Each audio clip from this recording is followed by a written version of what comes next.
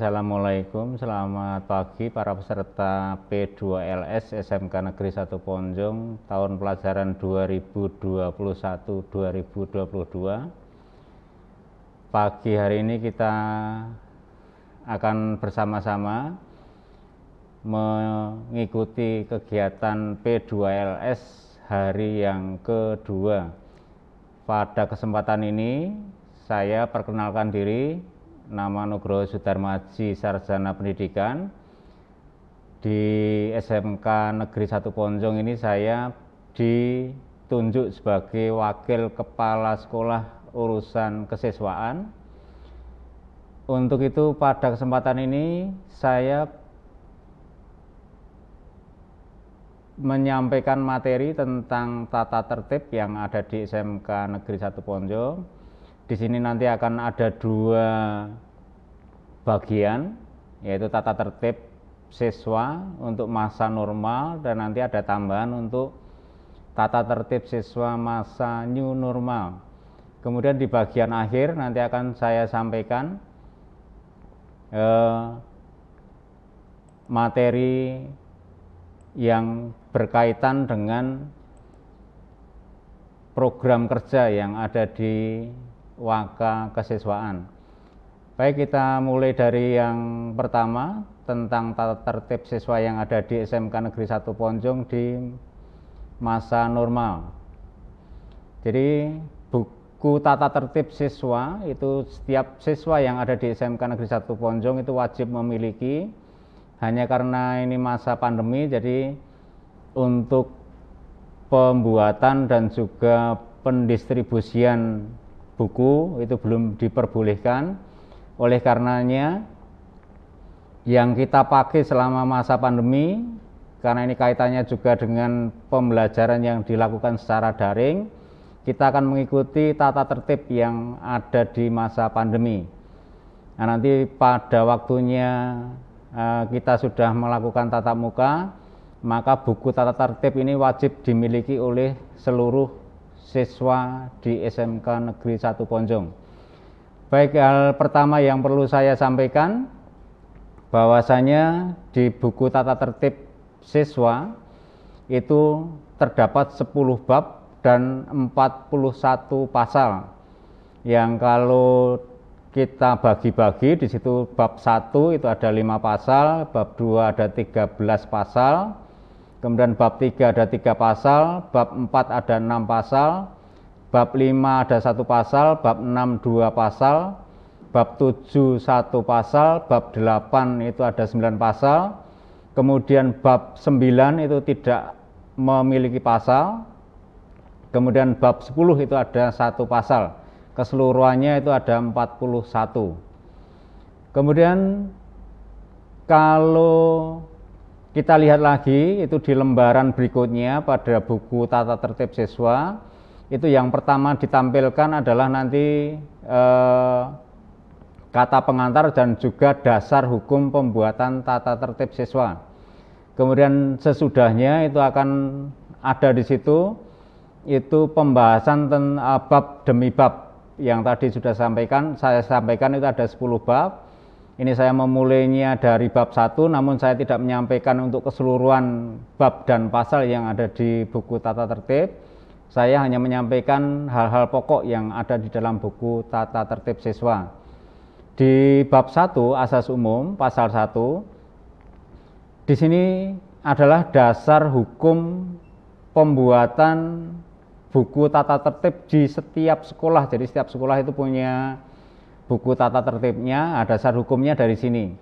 Ini adalah dasar hukum utama dan ini bukan hanya dipakai di dalam peraturan di sekolah, tapi juga di seluruh instansi yang ada di Negara Kesatuan Republik Indonesia. Kemudian yang berikutnya lagi di pasal kedua, ini yang seringkali kita lupakan, apalagi di masa yang serba modern sekarang ini, yaitu tentang tata susila dan juga sopan santun. Oleh karenanya di SMK Negeri 1 Ponjong setiap kali siswa itu datang ke sekolah itu wajib untuk memberikan atau melaksanakan yang namanya tata susila dan juga sopan santun yang pada hari-hari ini itu sudah banyak mulai ditinggalkan terutama oleh generasi muda. Kemudian yang berikutnya lagi itu di pasal yang ketiga, siswa wajib taat dan tunduk kepada peraturan dan tata tertib sekolah. Jadi nanti di bagian akhir dari buku tata tertib itu ada yang namanya lembaran sanksi. Jadi setiap kali ada pelanggaran dan itu dilakukan di sekolah, kemudian itu termasuk pelanggaran yang ada di buku tata tertib ini, maka nanti akan ada poin yang didapat oleh siswa oleh karena pelanggaran yang dilakukan. Nah, sesudah siswa nanti itu mendapatkan atau mengumpulkan poin itu sebanyak lebih dari 100, maka siswa boleh memilih mau pindah sekolah atau tetap meneruskan tapi dengan konsekuensi nanti di akhir tahun pelajaran. Nah, kenapa hal itu kita terapkan? Itu yang namanya sistem poin itu seluruh SMK di Indonesia itu menerapkan. Cuman yang di sini perlu saya sampaikan adalah bahwasanya yang namanya aturan itu tanpa konsekuensi tidak mungkin bisa dilaksanakan. Itu intinya seperti itu. Kemudian yang berikutnya lagi di pasal 4, siswa wajib untuk bersikap hormat kepada orang tua. Yang dimaksud di sini adalah bukan hanya orang tua di rumah, tapi adalah orang yang lebih tua statusnya daripada siswa tersebut, termasuk dengan kakak-kakak kelasnya. Jadi ya namanya sikap hormat itu bukan berarti terus memberi penghormatan seperti kita menghormat ke bendera itu enggak. Tapi bagaimana kita menghargai orang lain atau memperlakukan orang lain sewaktu kita itu berjumpa. Kemudian kepada guru, pegawai, dan mereka yang patut mendapatkan penghormatan di lingkungan sekolah. Karena yang namanya sekolah itu bukan hanya bapak ibu guru yang ada, tapi di situ juga ada bapak tenaga kependidikan yang ada di TU maupun yang ada di perpustakaan atau yang ada di bengkel-bengkel. Itu adalah tenaga kependidikan yang otomatis itu menjadi warga sekolah. Kemudian yang berikutnya lagi, siswa wajib menjaga nama baik sekolah dan alma mater. Jadi seandainya para peserta didik sekalian itu sudah tidak ada kegiatan sekolah dan itu bukan jam sekolah, ada baiknya kalian juga kalau bepergian tidak mengenakan atribut yang ada di sekolah ini. Kemudian yang berikutnya perlu saya bahas itu ada di bab 2. Ini saya loncat saja. Ada di pasal 6 tentang kehadiran siswa di sekolah. Jadi siswa wajib hadir di sekolah itu paling lambat 5 menit sebelum pelajaran dimulai. Jadi kalau di SMK 1 Ponjong itu dimulainya jam 7 tepat. Nah, itu kita masih memberi toleransi itu paling sampai 5 menit keterlambatan, itu kita masih memberi toleransi.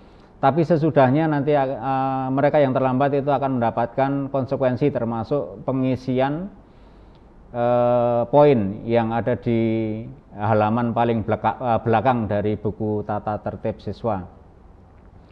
Kemudian pengurus kelas dan petugas piket menyiapkan segala sesuatu bagi kelancaran belajar mengajar pada hari itu. Jadi kalau di kelas atau menggunakan ruangan kelas atau menggunakan bengkel, itu yang di situ wajib membersihkan atau menyiapkan hal-hal untuk kelancaran belajar mengajar adalah petugas piket dan pengurus kelas yang ada di kelas masing-masing.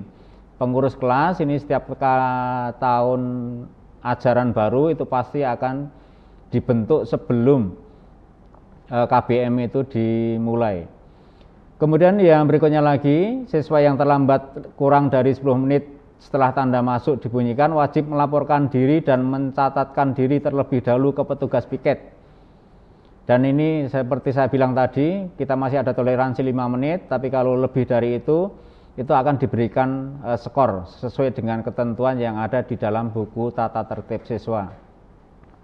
Kemudian dalam hal memulai dan mengakhiri kegiatan belajar, semua siswa mengawali dan mengakhiri kegiatan belajar dengan berdoa bersama-sama mengucapkan salam. Jadi di sini setiap kali kamu datang ke sekolah, peserta didik sekalian datang ke sekolah pada masa normal atau nanti sesudah kita tatap muka, maka kalian harus mengucapkan salam kepada siapapun yang kamu jumpai di lingkungan sekolah ini. Baik kepada teman, kepada kakak kelas, kepada bapak ibu guru apalagi, kemudian kepada tenaga kependidikan ataupun tamu yang kebetulan berpapasan sewaktu kamu berada di lingkungan sekolah SMK Negeri 1 Ponjong. Kemudian pelaksanaan berdoa bersama dan salam dipimpin oleh ketua kelas masing-masing. Jadi di dalam kelas pun kalian harus tetap mendahulukan yang namanya salam kepada sesama kalian. Kemudian yang berikutnya lagi, lafal doa bersama itu diatur tersendiri. Jadi kalau di SMK 1 Ponjong setiap pagi kita melaksanakan yang namanya doa pagi, kemudian hari Jumat itu dilaksanakan tadarus bagi yang beragama Islam. Kemudian pada hari Jumat jam 11 itu mereka yang beragama Islam Jumatan, kemudian yang beragama Kristen atau yang lain itu menempati ruang tersendiri untuk melaksanakan ibadah sesuai dengan agama kepercayaannya. Kemudian yang berikutnya lagi, ini tanggung jawab ketua kelas yang poin nomor 4, kemudian yang poin nomor 5 ini, jadi di SMK 1 Ponjong ini sudah dibiasakan setiap hari, baik itu hari Senin, Selasa, Rabu, Kamis, Jumat, itu pasti mengawali kegiatannya dengan menyanyikan lagu kebangsaan Indonesia Raya. Nah di sini kemarin kita mengikuti aturan yang dari provinsi, bahwasanya pada hari Selasa, Rabu, Kamis, dan Sabtu ini yang dulu kita masih 6 hari sekolah. Kita mengawali kegiatan dengan menyanyikan lagu nasional. Nah ini untuk belakangan ini kita ganti dengan lagu kebangsaan Indonesia Raya mulai hari Senin sampai dengan hari Jumat. Kemudian yang berikutnya lagi di pasal 10 tentang aktivitas belajar, bahwasanya seluruh siswa wajib mengikuti kegiatan belajar secara tertib, disiplin, dan penuh perhatian. Jadi jangan berasumsi bahwasanya yang namanya mengikuti pelajaran adalah sebuah kewajiban. Tidak, itu adalah hak kalian untuk mengikuti pelajaran. Jadi jangan dibalik. Di sana diwajibkan begini, begini, dan begini. Itu sebenarnya itu adalah hak kalian. Kemudian yang berikutnya lagi, siswa yang tidak tertib dalam mengikuti kegiatan belajar diserahkan kepada guru mata pelajaran masing-masing untuk diberikan sanksi pelanggaran berupa teguran, catatan, kemudian dibina atau dikeluarkan dari ruangan. Nah, seandainya hal itu juga tidak menyelesaikan permasalahan, maka nanti akan dilaporkan ke guru BK atau BP yang di SMK 1 Ponjong itu sudah terbagi untuk yang kelas 10, kelas 11, dan kelas 12 untuk pembimbing BP-nya. Jadi yang namanya guru BP atau guru BK itu fungsinya atau perannya itu bukan hanya menghukum siswa, tidak, tapi seandainya kalian nanti menemui kesulitan, maka kalian wajib untuk menemui guru BK karena mereka yang memang punya ilmu untuk membimbing anak-anak yang memang ada kesulitan atau bermasalah dalam hal pembelajaran.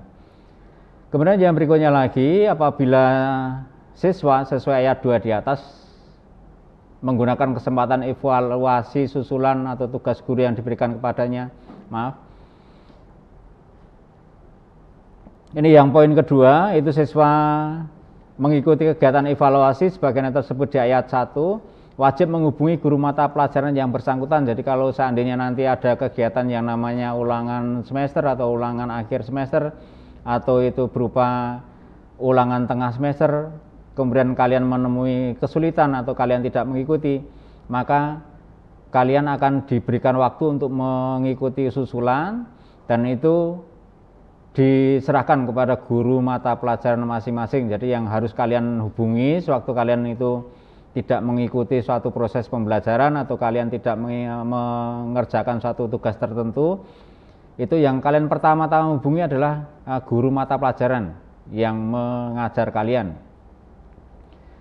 Kalau seandainya nanti guru mata pelajarannya itu tidak bisa menyelesaikan permasalahannya, maka nanti akan dinaikkan ke wali kelasnya. Jadi kalian setiap kelas itu akan memiliki satu orang wali kelas yang di situ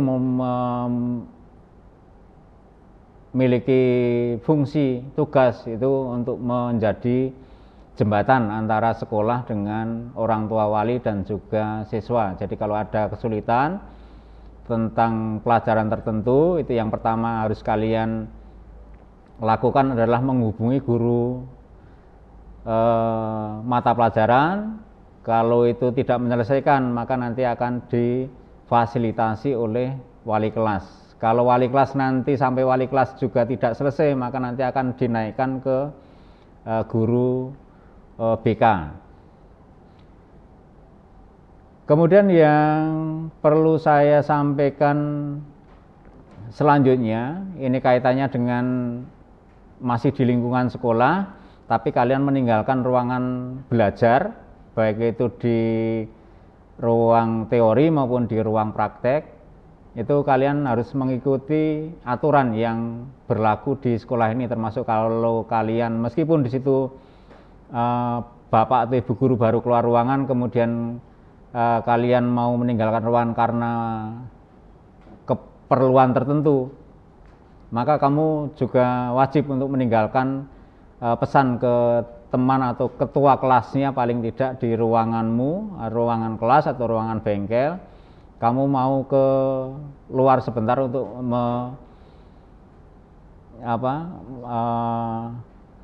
karena punya kepentingan, entah itu di ruang TU atau kamu mau ke kamar mandi. Jadi pas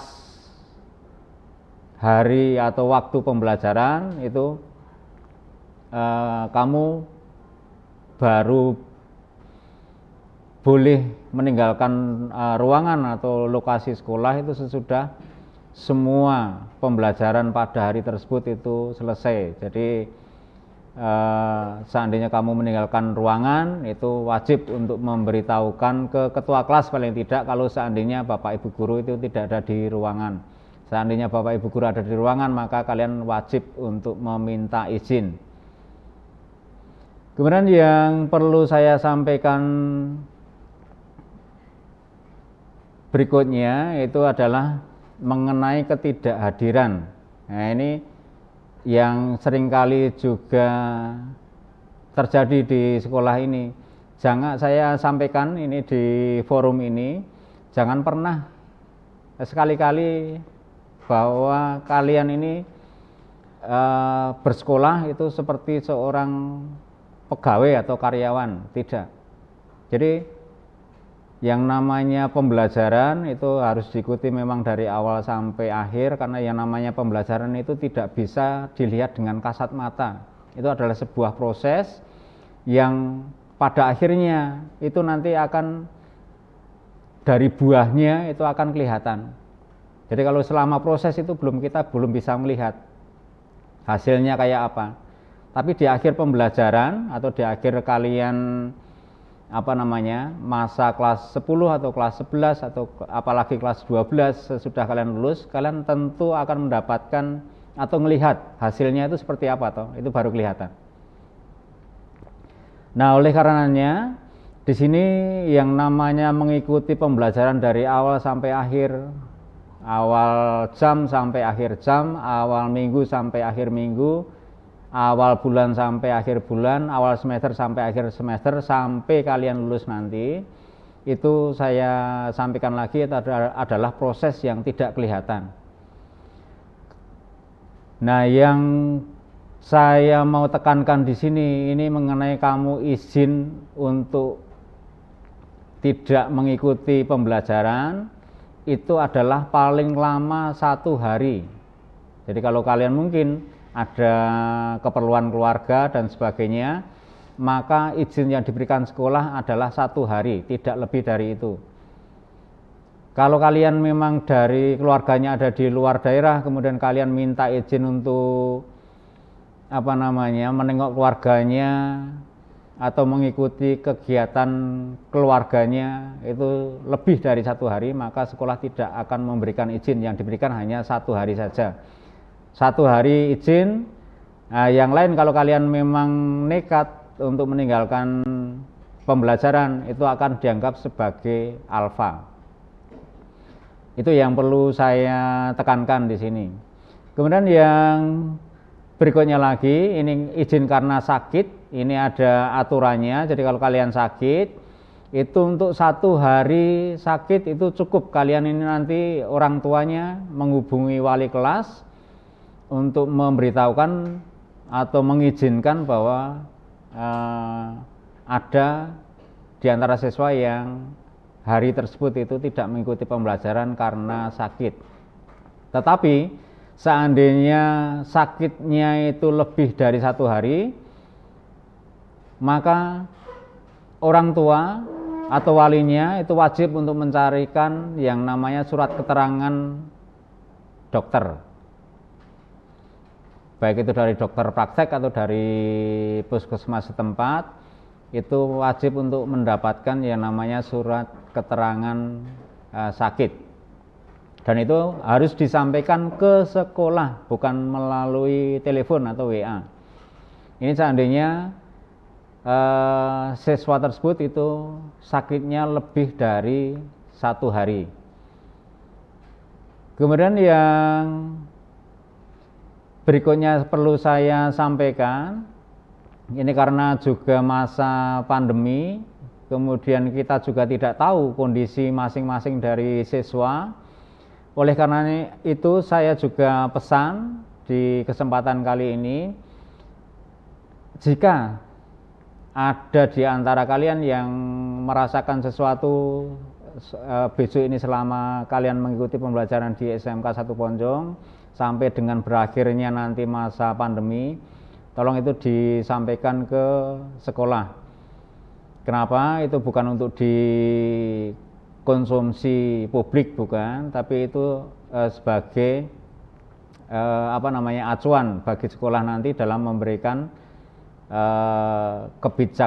kebijakan kepada siswa-siswinya. Jadi itu memang untuk kepentingan bersama, bukan untuk dipublikasikan, bukan. Kemudian yang berikutnya lagi, ini mengenai izin yang datang dari instansi lain. Jadi seringkali ada siswa yang mengikuti kegiatan dan itu berkaitan dengan instansi lain, dari pihak kepolisian, dari pihak Koramil atau Kodim dan sebagainya. Dan kalian itu beri tugas di kegiatan tersebut dan itu menyita waktu pembelajaran kalian, maka kalian wajib untuk menyertakan permohonan izin ke sekolah itu dengan surat yang berasal dari instansi di mana kalian itu mendapatkan tugas. Kemudian ini mengenai seragam sekolah, itu nanti pada masanya kalau memang sudah ada kegiatan untuk tatap muka, itu akan diatur kemudian, tapi sebagai acuan saja bahwa dimanapun di Indonesia ini yang namanya siswa SMA atau SMK itu pasti abu-abu putih, itu wajib dipakai lengan panjang itu di hari Senin Selasa pada setiap minggunya. Kemudian nanti ada ini yang B ini sudah tidak ada, nggak ada seragam identitas lagi. Kemudian itu diganti nanti dengan seragam yang dari provinsi atau itu aturan dari provinsi. Jadi yang dari kabupaten maupun dari sekolah itu sudah tidak dipergunakan lagi. Kemudian ini mengenai rambut, ini seringkali juga mendapatkan perhatian dari Bapak Ibu semua. Kenapa hal-hal yang kecil yang kelihatannya sepele itu dipermasalahkan di SMK ini bukan masalah kecil atau besarnya, karena yang namanya manusia itu kalau punya prinsip bahwa dari hal yang kecil itulah kita bisa berbuat hal yang lebih besar lagi, maka yang namanya rambut pun diperhatikan di sini. Untuk potongan rambut pria itu maksimal panjangnya itu di yang bagian atas itu 2 cm, kemudian yang di samping dan belakang itu 1 cm. Dan tidak boleh dibikin model-model macam-macam karena kita bukan artis, kita semuanya siswa di sini dan kita bergabung di SMK ini adalah untuk belajar dan bukan hanya mengenai pembelajaran yang ada di ilmu pengetahuan, tapi juga di kepribadian dan juga kedisiplinan. Makanya meskipun itu kelihatannya sepele, hal yang tidak begitu diperhatikan untuk sementara orang, tapi itu adalah hal pokok yang harus kita lakukan. Kenapa? Karena dari hal kecil itulah kita nanti bisa berbuat hal-hal yang lebih besar lagi. Kemudian yang berikutnya lagi ini mengenai tata tertib yang ada di masa pandemi. Ini kalian juga harus memahami bahwasanya kalau seandainya nanti kalian ada kepentingan dengan pihak sekolah dan harus datang ke sekolah, maka ada beberapa hal yang perlu kalian perhatikan, yang wajib dimanapun, di semua tempat, bukan hanya di instansi pendidikan, bahkan di pasar pun itu sekarang orang wajib untuk mengenakan masker. Bahkan di beberapa wilayah, beberapa daerah itu karena memang perkembangan korbannya semakin banyak, maka diwajibkan untuk mengenakan masker double. Nah, di tempat kita di Yogyakarta ini belum dimaksimalkan, tapi yang jelas mereka harus mengenakan masker sewaktu mereka itu berkunjung ke suatu tempat karena kepentingan tertentu atau mereka itu keluar dari lingkungan rumah masing-masing. Kemudian yang berikutnya lagi, seluruh warga sekolah maupun tamu yang memasuki lingkungan sekolah wajib, jadi di depan kalau yang penyemprotan ini sementara dihentikan karena beberapa pertimbangan, yang wajib adalah untuk mencuci tangan dengan sabun dan juga menyiapkan tisu di situ, jadi mengeringkan dengan tisu. Kemudian tamu atau warga sekolah yang datang ke sekolah itu wajib untuk mengecek suhunya itu dengan termogan, itu ada disiapkan di halaman depan sekolah. Kemudian yang berikutnya lagi, seandainya nanti kalian datang ke sekolah itu kalian tidak diperkenankan dulu untuk boncengan. Jadi kalau terpaksanya kalau kalian harus boncengan, maka kalian juga harus memperhatikan hal-hal yang berkaitan dengan kesehatan kalian. Jadi jangan egois bahwasanya saya kuat, saya nggak mungkin kena, enggak. Tapi kita juga harus memikirkan adik-adik kalian atau mungkin sanak saudara kalian yang tinggal dengan kalian, atau mungkin bapak ibu kalian yang mungkin sudah sepuh, atau simbah-simbah kalian. Jadi mungkin kalian kuat karena muda, tapi belum tentu bagi mereka yang memang kondisinya sudah menua. Dan jangan sampai ada di antara kita menjadi sumber untuk penyebaran penyakit yang sekarang sedang menggema di seluruh dunia. Kemudian yang berikutnya lagi, Ini tadi berkaitan dengan yang poin nomor 6, berkaitan dengan poin sebelumnya tentang pencatatan suhu tubuh, dan yang bersuhu 38 ke atas itu wajib untuk duduk dulu tenang, itu ada di dekat pos satpam sana. Dan untuk menurunkan atau menormalkan kembali suhu tubuhnya, jangan sampai itu suhu tubuh itu tinggi, itu bukan karena suatu penyakit atau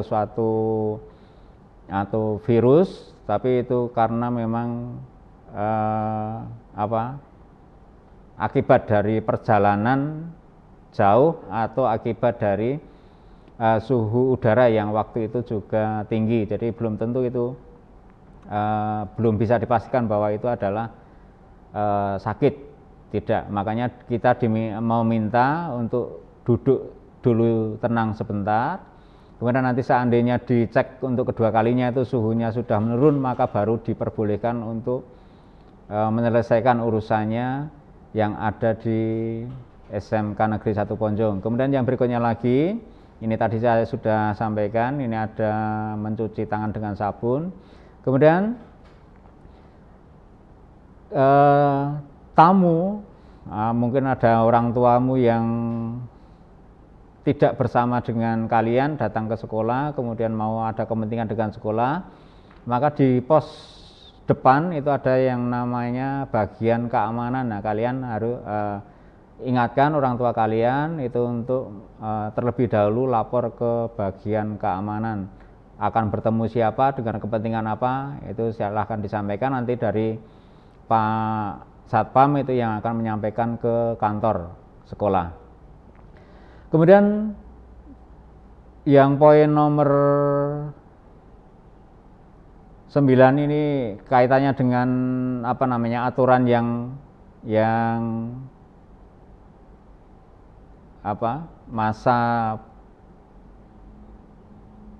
bukan masa PJJ tapi masa untuk tatap muka. Jadi kemarin itu ada aturan yang mau memberlakukan untuk pembelajaran tatap muka, tapi karena situasi semakin memburuk maka itu ditunda. Nah, seandainya nanti ada kegiatan tatap muka di kemudian hari, maka nanti wajib sekolah itu untuk menyediakan yang namanya penyemprotan desinfektan seandainya ruangan itu mau dipergunakan. Jadi kalau setiap pagi nanti ada tatap muka, maka wajib itu untuk disemprot dengan desinfektan agar itu juga netral dari virus atau bakteri. Kemudian yang berikutnya lagi ini tentang penggunaan masker, ini poin yang ke-10, itu juga sudah saya sampaikan di depan tadi, sama. Kemudian ini yang perlu saya garis bawahi, yang poin nomor 12, jadi kebiasaan atau budaya yang ada di SMK 1 Ponjong, itu setiap kali masuk ke ruang kelas itu wajib untuk melepas sepatunya, dan di setiap depan ruang kelas itu pasti terdapat rak sepatu di situ, itu untuk menaruh atau menata sepatu kalian yang masuk ke dalam ruangan kelas. Nah, kalian ke ruang kelas itu ya pakai alas kaki, tapi alas kakinya adalah kasut. Mengenai program kerja Wakil Kepala Sekolah Urusan Kesiswaan SMK Negeri 1 Ponjong, ini ada sekitar 45 program kerja untuk 1 tahunnya. Jadi ini perlu saya sampaikan, kenapa? Karena semua yang ada di program kesiswaan itu nanti semuanya berkaitan langsung dengan kegiatan yang juga dilakukan oleh pengurus OSIS pada masa itu, dan itu akan berkaitan langsung dengan hal-hal yang kalian lakukan selama kalian berada di SMK Negeri 1 Ponjong. Ini ada 40, saya nggak mungkin menyampaikan semuanya, ada 45 poin di situ. Cuman yang di sini perlu saya tekankan sekali lagi bahwasanya setiap pagi selama tatap muka itu selalu diawali oleh menyanyikan lagu Indonesia Raya, baru kemudian nanti doa untuk mengawali KBM dan tegur sapa dengan Bapak Ibu guru yang pada saat itu mengajar di kelas kalian. Kemudian bagi siswa kelas 1, kelas 10 nanti ada kegiatan yang namanya home visit. Itu fungsinya atau perannya di situ itu sangat vital. Kenapa? Karena itu bukan hanya sekolah itu mengetahui mengenai kondisi ekonomi tentang keluarga kalian, latar belakang lingkungan kalian dan sebagainya, tapi nanti juga akan dipetakan bagi guru BK itu sewaktu kalian itu mendapati kesulitan belajar. Jadi itu fungsinya banyak sekali. Jadi seandainya nanti pada masanya setelah kita menginjak pada new normal nanti ada Bapak Ibu guru wali kelas yang mendatangi atau home visit ke rumah kalian, maka itu bukan karena kalian bermasalah, tidak, tapi karena memang sekolah itu butuh data sebenarnya dari para siswanya yang belajar di SMK Negeri 1 Ponjong ini. Kemudian yang berikutnya lagi yang perlu juga saya sampaikan bahwasanya nanti kalian akan mengikuti, mungkin juga ada di antara kalian nanti yang akan ditunjuk atau dipilih untuk mengikuti seleksi pengurus OSIS periode yang akan datang. Nah, nanti kalian mungkin ada yang ditunjuk atau diwakilkan dari kelasnya, atau mungkin kalian memang sudah berpengalaman dan ingin melanjutkan pengalaman kalian di SMK Negeri 1 Ponjong ini. Nanti ada periodenya, ada waktunya, nanti akan dibuat online untuk pemilihan pengurus OSIS pada periode yang 2021-2022. Karena yang kepengurusan sekarang itu akan segera berakhir. Ngelihat peraturan yang ada di setiap sekolah, karena masa jabatan seorang pengurus OSIS itu hanya 1 tahun, dan juga karena beban pekerjaan mereka, karena mereka yang sekarang kelas 12 itu harus mengikuti yang namanya praktek kerja industri, harus membuat laporan ini itu, apalagi nanti ada ujian kompetensi jurusan dan sebagainya, dan itu sangat melelahkan bagi siswa kelas 12. Maka yang namanya pergantian tampuk pimpinan di kepengurusan OSIS itu wajib untuk dilaksanakan setiap tahun. Saya kira apa yang saya sampaikan hari ini itu saya cukupkan sekian dulu, karena ini sebenarnya masih banyak hal yang perlu saya sampaikan, tapi nanti mudah-mudahan dengan kondisi yang lebih baik kita bisa bertatap muka, kemudian kita bisa melanjutkan program-program yang ada di sekolah ini. Jangan merasa diri bahwasanya kita ini yang terbaik, tidak, tapi biarlah kita merasa diri kita itu mau mengejar hal-hal yang lebih baik lagi. Mudah-mudahan yang saya sampaikan hari ini ada mananya di kemudian hari. Saya sampaikan selamat mengikuti pembelajaran di SMK Negeri 1 Ponjong. Mudah-mudahan seluruh siswa yang sudah terdaftar di SMK Negeri 1 Ponjong sampai dengan saat ini bisa mengikuti pembelajaran yang ada di SMK Negeri 1 Ponjong sampai kalian lulus nanti. Itu saja yang perlu saya sampaikan. Akhirnya saya mengucapkan selamat pagi dan selamat mengikuti pada kegiatan P2LS berikutnya. Jangan meninggalkan 1 jam pun apalagi 1 hari kegiatan P2LS ini. Karena apa? Karena nanti kalian yang tidak mengikuti meskipun hanya 1 hari itu akan dapat konsekuensi dari sekolah, termasuk pemanggilan kepada orang tua.